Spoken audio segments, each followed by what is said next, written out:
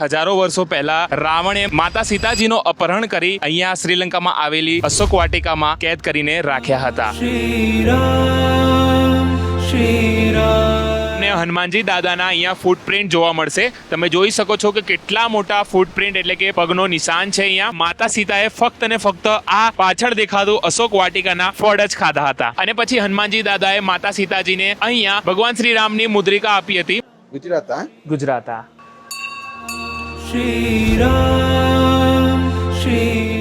જય શ્રી રામ મિત્રો. તો આજે આપણે જવાના છીએ એક એવી રહસ્યમય જગ્યાએ જેનો સીધો સંબંધ રામાયણ સાથે છે અને એ જગ્યા જ્યાં રાવણે માતા સીતાનો હરણ કરીને કેદ કરીને રાખ્યા હતા અને સાથે સાથે એ જગ્યા જ્યાં હનુમાનજી દાદાએ પહેલી વખત માતા સીતાને મળ્યા હતા. તો આપણે આજે જવાના છીએ શ્રીલંકામાં આવેલી અશોક વાટિકામાં. તો મિત્રો તમારા બધાનું સ્વાગત કરું છું આપણા એક શ્રીલંકાના નવા ટ્રાવેલ વ્લોગમાં. અને અત્યારે હાલમાં હું છું શ્રીલંકાના એક ઐતિહાસિક કેન્દ્ર એટલે કેન્ડીમાં. અને મિત્રો આજે મારી આ સફર માત્ર પ્રવાસ નથી અને આ સફર છે રામાયણના ઇતિહાસ સુધી પહોંચવાની યાત્રા. તો ચાલો મિત્રો આપણી આ યાત્રાને શરૂ કરીએ.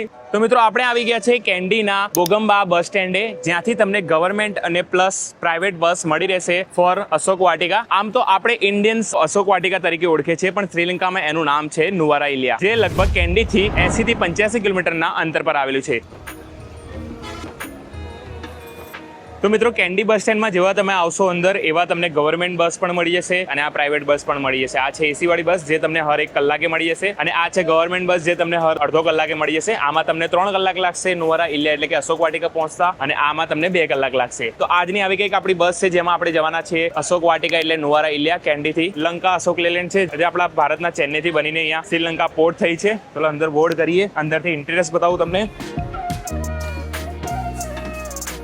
અને મિત્રો આ છે આપણું કંઈક આ બસનું કેબિન અને આવું કંઈક છે ઇન્ટિરિયર્સ અંદરથી. આપણે પહેલી સીટ લઈ લીધી છે. તો મિત્રો આપણે ટિકિટ લઈ લીધી છે અને આપણને કેન્ડીથી અશોક વાટિકા એટલે કે નુવારા ઇલિયા જવાની ટિકિટ પડી છે 311 શ્રીલંકન રૂપીસ, જે આપણે ઇન્ડિયન કરન્સીમાં થાય છે 90 રૂપિયાની આજુબાજુ. આપણને 3 કલાકનો સમય લાગશે. જોઈએ પછી કેટલા વાગે પહોંચ્યા છે. અને અત્યારે 10:30 નો સમય થઈ રહ્યો છે. તો તૈયાર થઈ જાઓ મારી સાથે આ વર્ચ્યુઅલી યાત્રામાં.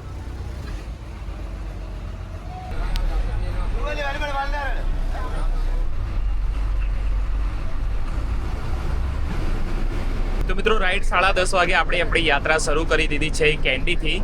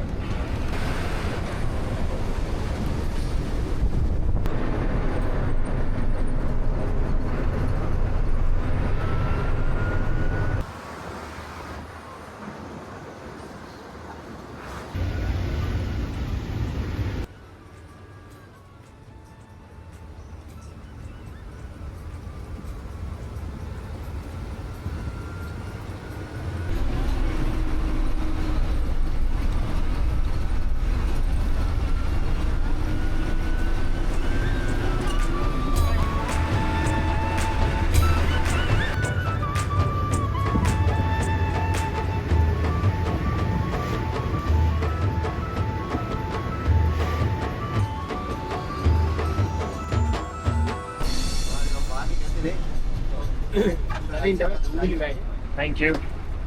Thank you so much. And one more thing, I want to go Sita Amma Movie. Bus. This one? Yeah. Thank you. Thank you.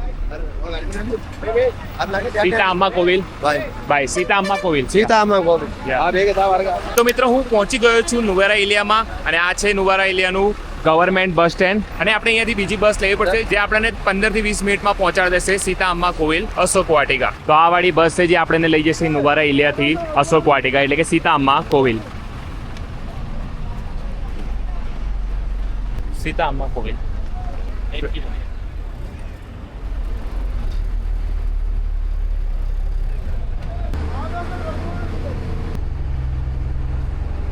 તો મિત્રો નુવારા ઇલિયાથી અશોક વાટિકા એટલે કે સીતા અંબા કોવિલની ટિકિટ પડી છે આપણને લગભગ 80 શ્રીલંકન રૂપીસ.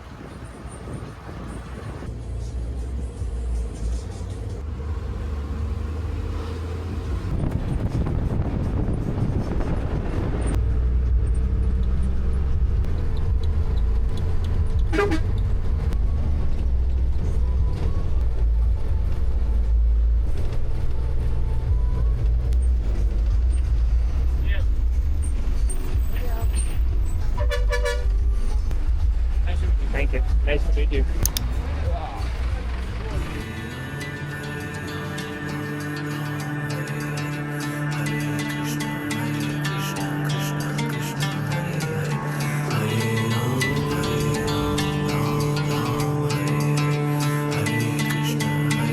તો મિત્રો ફાઇનલી તમારા બધાનું સ્વાગત કરું છું અશોક વાટિકામાં. મારી પાછળ તમને જે મંદિર દેખાય છે એ છે અશોક વાટિકામાં આવેલું માતા સીતાજીનું મંદિર, જ્યાં એવું કહેવામાં આવે છે, એવું માનવામાં આવે છે કે હજારો વર્ષો પહેલા રાવણે માતા સીતાજીનો અપહરણ કરી અહીંયા શ્રીલંકામાં આવેલી અશોક વાટિકામાં કેદ કરીને રાખ્યા હતા. અને તમારા બધાનું સ્વાગત કરું છું. હનુમાનજી મહારાજ પહેલી વખત માતા સીતાને જ્યાં મળ્યા હતા એ જગ્યા એટલે કે અશોક વાટિકા. અને હું તમને અંદર જઈને મંદિરનો ઇતિહાસ કહીશ, પછી પાછળની સાઈડ હનુમાનજી મહારાજના મોટા ફૂટપ્રિન્ટ છે. અને મિત્રો મંદિરની બાજુમાં જ તમને હનુમાન માઉન્ટેન દેખાતો હશે, જ્યાં હનુમાનજી પહેલી વખત આવ્યા હતા અને માતા સીતાજીને દેખ્યા હતા.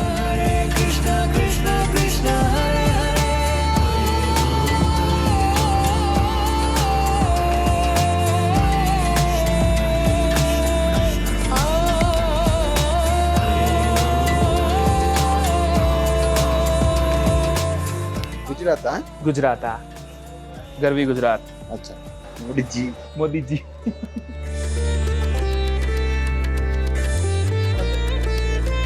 તો મિત્રો અશોક વાટિકા એટલે કે સીતા માતાજીના મંદિરમાં એન્ટ્રીના 100 શ્રીલંકન રૂપીસ છે, એટલે લગભગ 30 રૂપિયાની આજુબાજુ. અને મિત્રો મંદિરમાં કેમેરા કે વિડીયોગ્રાફી અલાઉડ નથી, તો આપણે મંદિરમાં જેટલું બને એટલું આમ તમને બતાવવાનું કોશિશ કરીશું. શ્રી રામચંદ્ર કૃપાલુ ભજ મન હરણ ભવ ભય દારુણમ નવ કંજલોચન કંજ મુખ કર કંજ પદ કંજારુણમ શ્રી રામ શ્રી રામ શ્રી રામ શ્રી રામ કંદર પગણિત અમિત છવિ નવનીલ મીરદ સુંદરમ પટ પીતમાનહુ તડિત ત્રુચિ શુચિ નૌમિ જનક સુતાવરમ શ્રી રામ શ્રી રામ શ્રી રામ શ્રી રામ ભજુ દીન બંધુ દિનેશ દાનવ દૈત્ય વંશ નિકંદનમ રઘુનંદ આનંદ કંદ કૌશલ ચંદ દશરથ નંદનમ શ્રી રામ શ્રી રામ શ્રી રામ શ્રી રામ શિર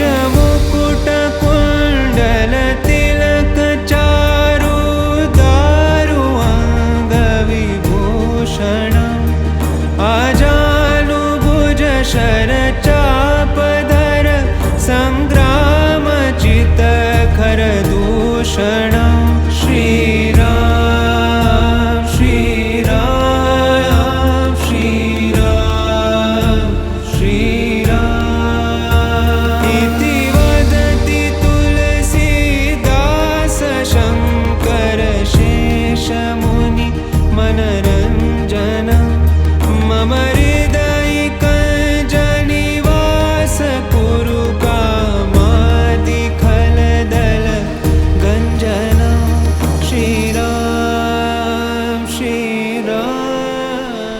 તો મિત્રો મારી સાથે પહેલા બોલો જય શ્રી રામ. અને મિત્રો મંદિરની પાછળ જેવા તમે આવશો એવા તમને હનુમાનજી દાદાના અહીંયા ફૂટપ્રિન્ટ જોવા મળશે. તમે જોઈ શકો છો કે કેટલા મોટા ફૂટપ્રિન્ટ એટલે કે પગનો નિશાન છે અહીંયા. અને આ પગલાને જોઈ અહીંયા આવીને અદ્ભુત અનુભવ થાય છે. લાગે છે કે હું રામાયણના ઇતિહાસમાં આવી ગયો છું. તો મિત્રો રામાયણમાં સૌથી ભાવુક ઘટના અહીંયા અશોક વાટિકામાં બની હતી. ભગવાન શ્રી રામે માતા સીતાજીને શોધવા હનુમાનજી દાદાને અહીંયા લંકા મોકલ્યા હતા. આખા સમુદ્રને પાર કરીને લંકા પહોંચ્યા હતા અને આખરે તેમને માતા સીતાજીને અશોક વાટિકામાં શોધી કાઢ્યા હતા. અને પછી હનુમાનજી દાદાએ માતા સીતાજીને અહીંયા ભગવાન શ્રી રામની મુદ્રિકા આપી હતી. માતા સીતાને હનુમાનજી મળ્યા એટલું જ નહીં, પરંતુ હનુમાનજી દાદા રાવણને મળવા અને ચુનૌતી આપવા પણ ગયા હતા. અને એકવાર લાસ્ટ વાર કહેવા ગયા હતા કે તમે આ યુદ્ધને છોડી દો અને માતા સીતાજીને અમને આપી દો પાછા, તો આ યુદ્ધ નહીં થાય. અને રાવણ પોતાના અહંકારમાં રહીને આ વાતને સ્વીકારી નહીં. અને પછી રાવણે હનુમાનજી દાદાની પૂંછડીમાં આગ લગાવી દીધી. તમને ખબર જ છે કે હનુમાનજી દાદા કેટલા શક્તિશાળી હતા. હનુમાનજી દાદાએ આખી લંકાને સળગાવી દીધી હતી. અને ત્યાર પછી ભગવાન શ્રી રામનું અને રાવણનું યુદ્ધ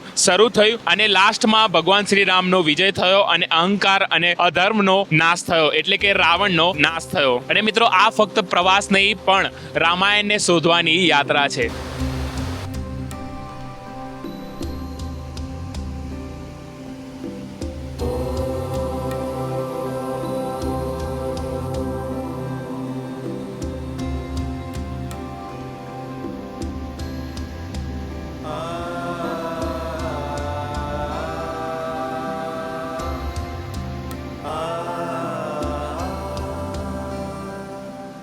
અને મિત્રો આ પવિત્ર ધરતી પર ઉભા રહીને શાંતિ અને એક અલગ જ અનુભવ થાય છે. લાગે છે કે આ વૃક્ષો, આ પહાડ, આ નદી અને આ મંદિર મને રામાયણ વિશે વાર્તા કહી રહ્યું હોય. શું મિત્રો તમને ખબર છે કે રાવણે જ્યારે માતા સીતાને અહીંયા કેદ કરીને રાખ્યા હતા ત્યારે માતા સીતાએ ફક્ત ને ફક્ત આ પાછળ દેખાતું અશોક વાટિકાના ફળ જ ખાધા હતા. શ્રીલંકાનું અન્ન તેમને અડ્યા ન હતા, ના ખાધું હતું.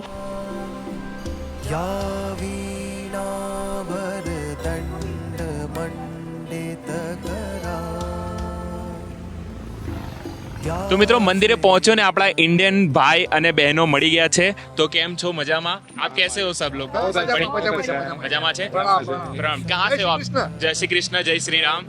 जैसे हम नासिक पुणे से हैं. नासिक पुणे महाराष्ट्र. आप अंदर जाके आए मंदिर में, तो मंदिर में आपको कैसा लगा, कैसा अनुभव हुआ? आप मंदिर में सीता अम्मा की मूर्ति है, बजरंग बली का मंदिर वगैरह है, गणपति का मंदिर है. वहाँ पे हमको प्रसाद भी मिला है, चावल, पत्ता गोभी की भाजी और आलू की सब्जी, रसम वगैरह.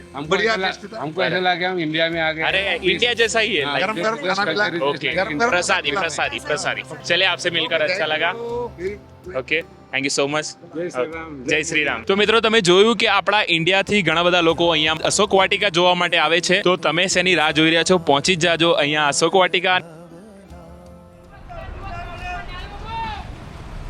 તો મિત્રો અશોક વાટિકા એટલે કે નુવારા ઇલિયાથી આપણે દર્શન કરીને નીકળી ગયા છે એલા માટે. કેમ કે આના પછી હું તમને બતાવવાનો છું શ્રીલંકામાં આવેલી રાવણની ગુફાઓ, રાવણની કેવ્સ, રાવણનો વોટરફોલ્સ. તો એ હું તમને નેક્સ્ટ સ્ટુડિયોમાં બતાવીશ, પણ એના માટે આપણે પહોંચવું પડશે એલા. હું તમને ત્યાં પહોંચીને બાકીની બધી વાતો કરું છું.